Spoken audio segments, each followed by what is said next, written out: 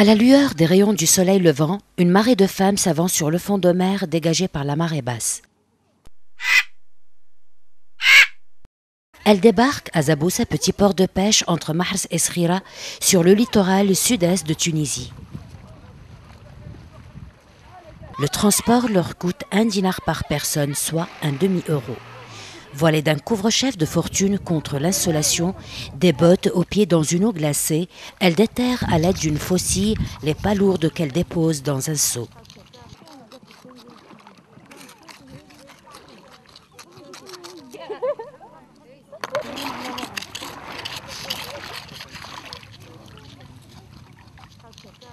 L'Agla fait partie de ces centaines de femmes qui, 70 jours par an, s'adonnent à cette activité. Elle fait cela depuis l'âge de 9 ans. Zina est diplômée du supérieur, chômeuse, a pris la relève de sa mère.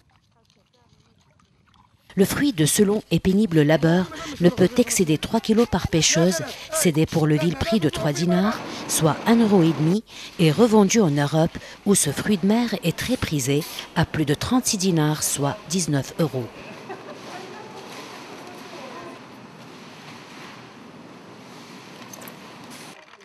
Au port, prêt pour une pesée aléatoire, des intermédiaires se font céder cette pêche après en avoir rejeté une partie pour calibre insuffisant.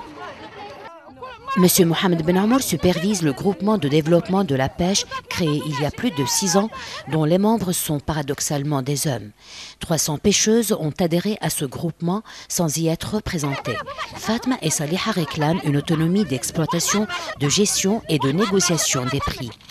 Pour parvenir à une exploitation rationnelle et équitable de cette ressource halieutique, le ministère tunisien de l'Agriculture et la FAO ont mis sur pied un projet à 3 composantes: la formation aux bonnes techniques de collecte et de manutention des palourdes, l'assistance aux femmes pour les rendre autonomes et l'amélioration des conditions de travail.